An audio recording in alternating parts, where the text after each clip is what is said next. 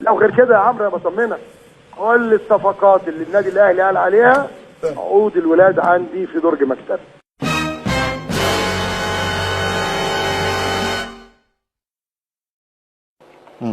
اولا مؤمن زكريا مضى من 3 ساعات لنادي الزمالك عقد ورغبه. 3 ساعات بالظبط. قصه حسمت خلاص.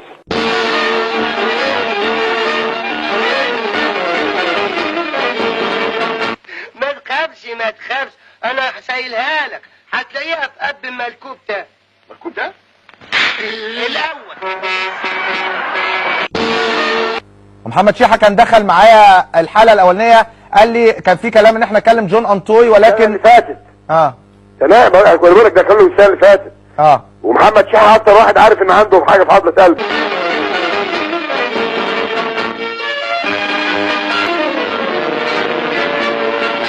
ايه تاني يا دباحين؟ ايه ده؟ انا النادي يا فندم جالي دي رغبة رسمي نادي يا كابتن كريم بالموافقه. وما اعتقدش الانديه الكبيره دي ترجع في كلامها.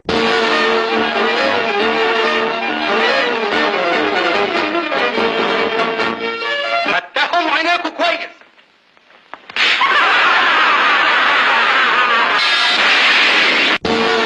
يا احمد فتحي عنده 54 سنه، انت هتحصل خالد.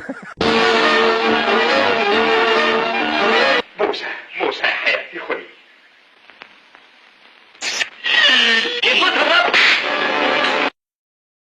الثلاثه يوم الاحد طالع الشيك للمخصص واخد الاستغنى للثلاثه. بس احمد الشيخ مش عايز الزمالك، دي مشكلته هو.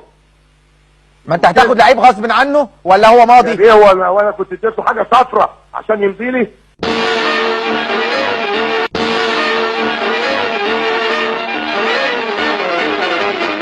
والله ما افتكرش يا سيدي. بتقول ايه؟ بقول ان لبلب مش ناوي يفوت القلم الخامس.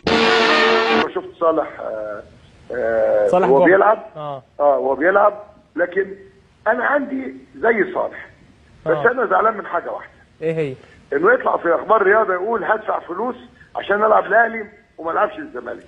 عايز اقول له لا، انا معاك بقى وهقعد ارفع في السعر لغايه ما اوصلك 20 30 مليون ما دام قلت كده، ويبقى لا تلعب اهلي ولا زمالك.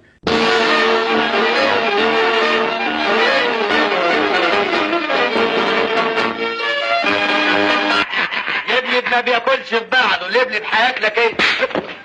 يا ليه ما عملتش حاجه؟ ما عملتش حاجه.